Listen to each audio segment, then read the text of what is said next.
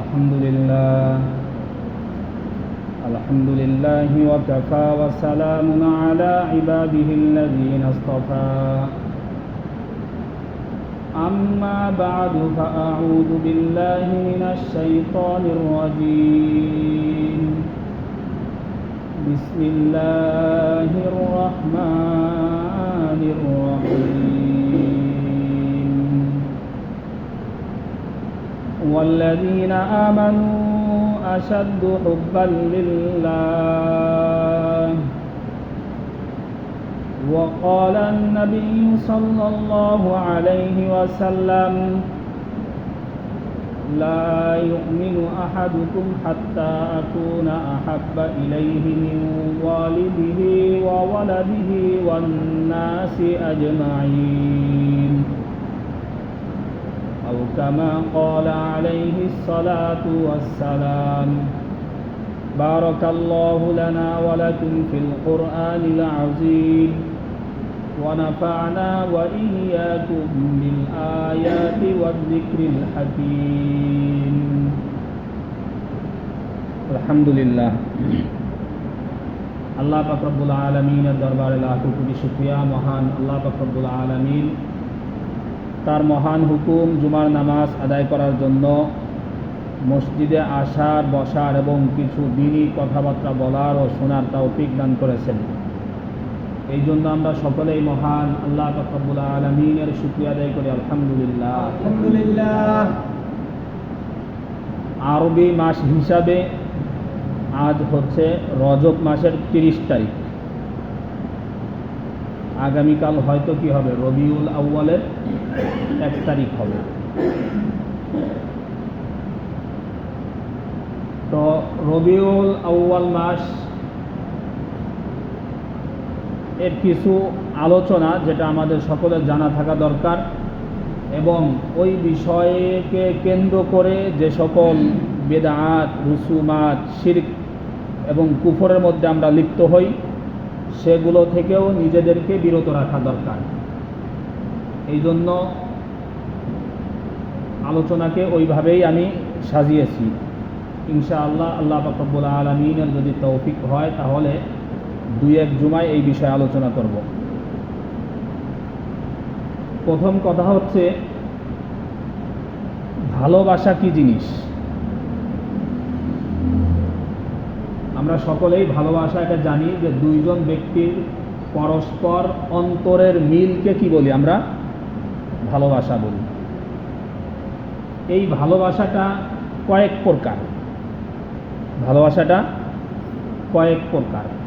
প্রথমত হচ্ছে গিয়ে হুব্বুল্লাহ, আল্লাহ তাআলাকে ভালোবাসা। প্রথমটা কি? হুব্বুল্লাহ, আল্লাহ তাআলাকে ভালোবাসা। কোরআনের মধ্যে আল্লাহ তাআলা কি বলছেন? ওয়াল্লাযীনা আমানু আশাদ্দু হুব্বাল লিল্লাহ। যারা কি করে, ঈমান আনে, তারা আল্লাহ তাআলাকে সবচেয়ে বেশি ভালোবাসে। দুনিয়ার সব কিছুর চেয়ে বেশি ভালোবাসে কাকে? আল্লাহ তাআলাকে। তাহলে প্রথমটা হচ্ছে গিয়ে কি? হুব্বুল্লাহ, আল্লাহ তাআলাকে ভালোবাসা। এগুলি ভালোবাসার প্রকার বলতেছি। ভালোবাসা কত প্রকার? সাধারণত ভালোবাসা 5 প্রকার। প্রথম হচ্ছে গিয়ে কি? আল্লাহ তাআলাকে ভালোবাসা। দ্বিতীয় হচ্ছে গিয়ে আল হুব্বু ফিল্লাহ, আল্লাহ তাআলার জন্য ভালোবাসা, আল্লাহর জন্য ভালোবাসা। হাদিস শরীফের মধ্যে রাসূল সাল্লাল্লাহু আলাইহি ওয়াসাল্লাম ইরশাদ করেন, দেখি, ওয়ারাজুলান ইয়াতাহাব্বা ফিল্লাহি ইজতামাআ আলাইহি ওয়া তাফাররাকা আলাইহি। কাল কিয়ামতের দিন আরশের ছায়াতলে ছায়া পাবে 7 শ্রেণীর ব্যক্তি। তাদের মধ্য থেকে এক শ্রেণীর ব্যক্তি হচ্ছে গিয়ে কারা? রাজুলান ইয়াতাহাব্বা ফিল্লাহ, যারা আল্লাহ তাআলার জন্য দুইজন ব্যক্তি কি করে? পরস্পর একে অপরকে ভালোবাসে। দুইজন ব্যক্তির একের অপরের সাথে কি ভালোবাসা কিসের জন্য? আল্লাহ তাআলার সন্তুষ্টির জন্য। তাফাররাকা আলাইহি ইজতামাআ আলাইহি, এই আল্লাহ তাআলার সন্তুষ্টির জন্যই তারা কি করে? একজন আরেকজনকে ভালোবাসে। আবার আল্লাহ তাআলার সন্তুষ্টির জন্যই কি করে? তারা একজন আরেকজন থেকে দূরে সরে। তাহলে একজনের সাথে আমার ভালোবাসা হবে কিসের জন্য? আল্লাহ তাআলার সন্তুষ্টির জন্য। একজনের সাথে আমার বিদ্বেষ হবে কিসের জন্য? আল্লাহ তাআলার সন্তুষ্টির জন্য। রাসূল সাল্লাল্লাহু আলাইহি ওয়াসাল্লাম হাদিস শরীফের মধ্যে ইরশাদ করেন, মান আহাব্বা লিল্লাহ ওয়া আবগাদা লিল্লাহ ওয়া মানাআ লিল্লাহ ওয়া আ'তা লিল্লাহ ফাকাদ ইসতাকমালাল ঈমান। যে ব্যক্তি কাউকে ভালোবাসে আল্লাহ তাআলার জন্য, কারো প্রতি বিদ্বেষ রাখে আল্লাহ তাআলার সন্তুষ্টির জন্য, কাউকে কোনো কিছু দান করে আল্লাহ তাআলার সন্তুষ্টির জন্য, কাউকে কিছু দান করা থেকে বিরত থাকে আল্লাহ তাআলার সন্তুষ্টির জন্য, ফাকাদ ইসতাকমালাল ঈমান, সে ব্যক্তি কি করলো? তার ঈমানকে পূর্ণ করে নিল। তার ঈমানকে সে কি করে নিল? পূর্ণ করে নিল। তাহলে দ্বিতীয় নম্বর প্রকার ছিল কি? আল্লাহ তাআলার জন্য ভালোবাসা। তৃতীয়টা হচ্ছে গিয়ে আল হুব্বুত তাবিঈ, স্বভাবজাত ভালোবাসা। স্বভাবজাত ভালোবাসা। স্বভাবজাত ভালোবাসা যেমন কি? যেমন একজন পিতা তার সন্তানকে ভালোবাসে, একজন ভাই তার অপর ভাইকে ভালোবাসে, একজন বোন তার ভাইকে ভালোবাসে, একজন ভাই তার বোনকে ভালোবাসে। এটা স্বভাবজাত, এটা আমাদের স্বভাব এরকম। জন্মগতভাবেই আমরা কি এমনভাবে কি হই? বড় হই, বৃদ্ধি হই। এটা কেউ চাইলেও কি করতে পারে না, কারো অন্তর থেকে মুছে দিতে পারে না। তাহলে এটা হচ্ছে গিয়ে কি? আল হুব্বুত তাবিঈ বা আল হুব্বুল জাবালিয়া, স্বভাবজাত ভালোবাসা। আর একটা হচ্ছে গিয়ে আল হুব্বুশ শারঈ। আল হুব্বুশ শারঈ, হুব্বে শারঈ হচ্ছে গিয়ে এমন ভালোবাসা যে ভালোবাসা একজন ব্যক্তি আর একজনের প্রতি জন্ম নেয়, তৈরি হয় তার ভালো কাজ দেখার ফলে। অর্থাৎ একজন ব্যক্তির সাথে আমার সাথে দুনিয়াবি কোনো সম্পর্ক নাই, কিন্তু লোকটা অনেক ভালো, ভালো কাজ করে, দান সৎকার করে, 5 ওয়াক্ত নামাজ পড়ে, রোজা রাখে, দেখলে সালাম দেয়, দেখলে মুসাফা করে, হাসি মুখে কথা বলে। এই সকল কার্যক্রম দেখলে একজন মানুষকে আমরা কি করি? ভালোবাসি, যে না লোকটা অনেক ভালো। একদিন না দেখলেই মনের মধ্যে আসে কি লোকটা কই গেল, দেখি না কেন। তাহলে এটা হচ্ছিল গিয়ে কি? হুব্বে শারঈ, এটাও কি বৈধ। আর একটা হচ্ছিল গিয়ে আল হুব্বুশ শাহওয়ানি। আর পঞ্চম নম্বর প্রকার কি? আল হুব্বুশ শাহওয়ানি, খাহেসাতের ভালোবাসা। খাহেসাতের ভালোবাসা, মানুষের আত্মার বা তৃপ্তির ভালোবাসা, যেটা এটা 2 প্রকার। এটা হচ্ছিল গিয়ে কি?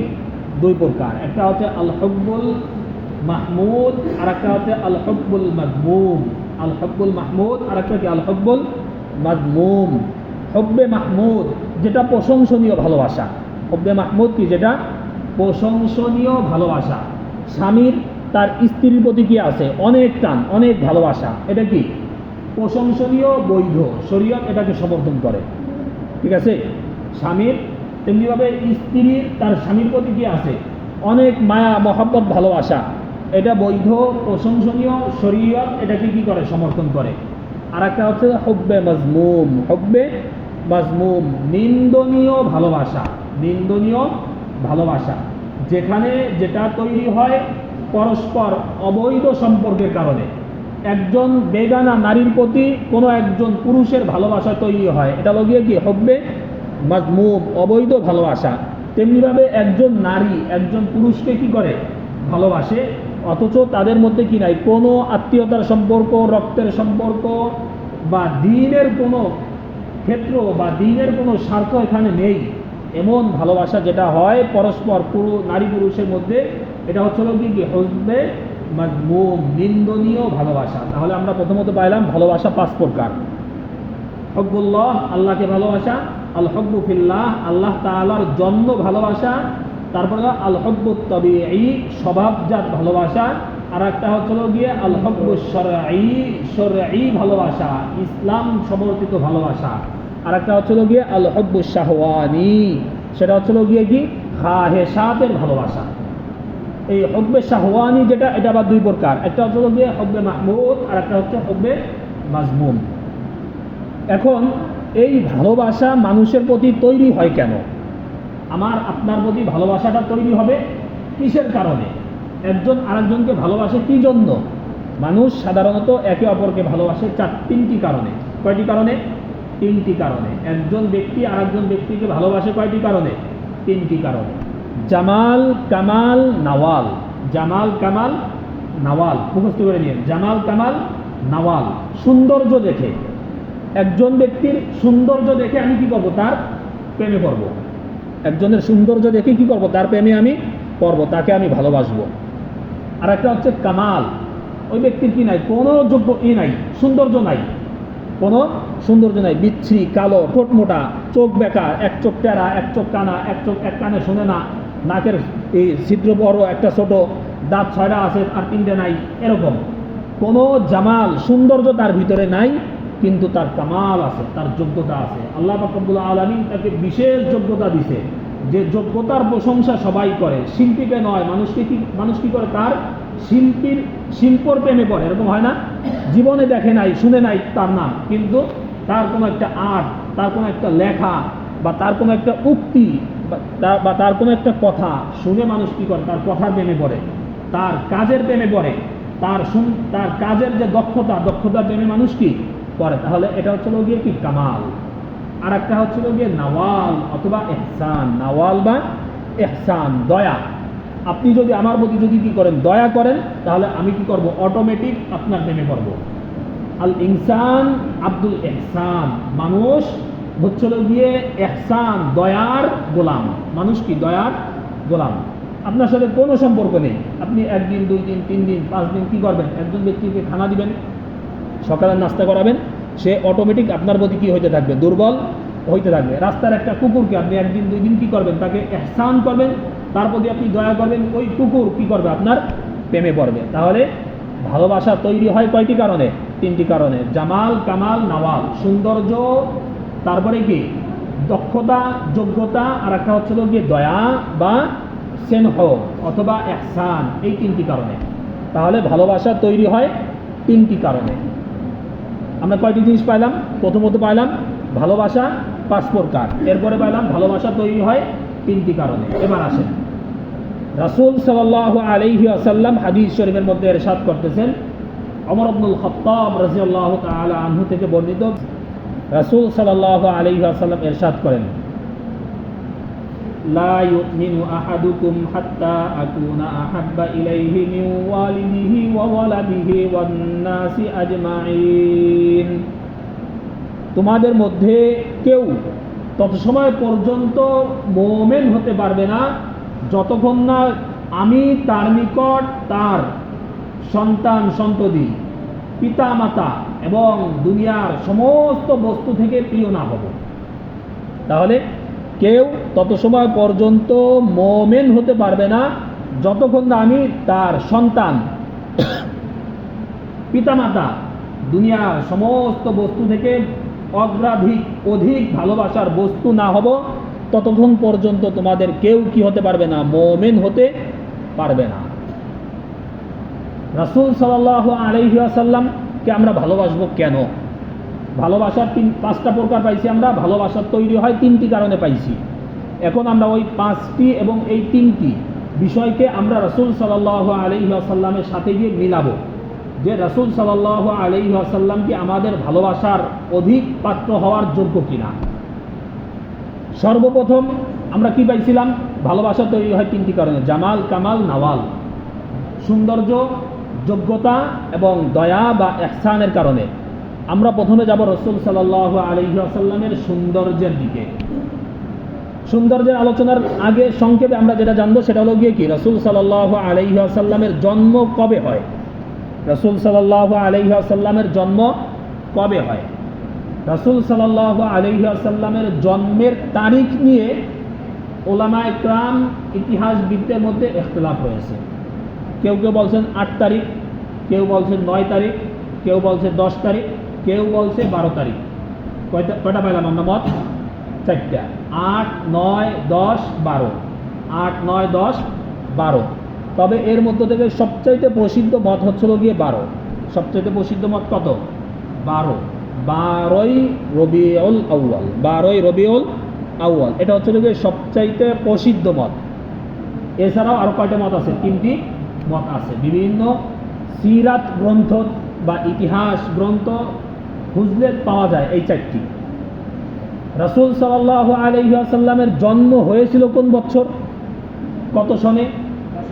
যেহেতু তখন হিজরি সন চালু হয় নাই, এই জন্য হিজরি সনের গণনা সেখানে নাই। কোরআন এর মধ্যে সূরাতুল ফিল নামে একটা কি আছে, সূরা আছে, জানেন না আপনারা? আলাম তারা কাইফা ফাআলা রাব্বুকা বিআসহাবিল ফিল।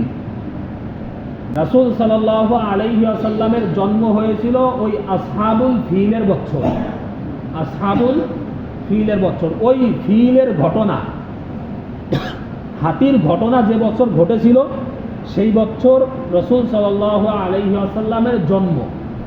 এখন ওই বছরটা কোন বছর, এর মধ্যে গিয়ে উলামায়ে কেরামের মতামত দুইটা।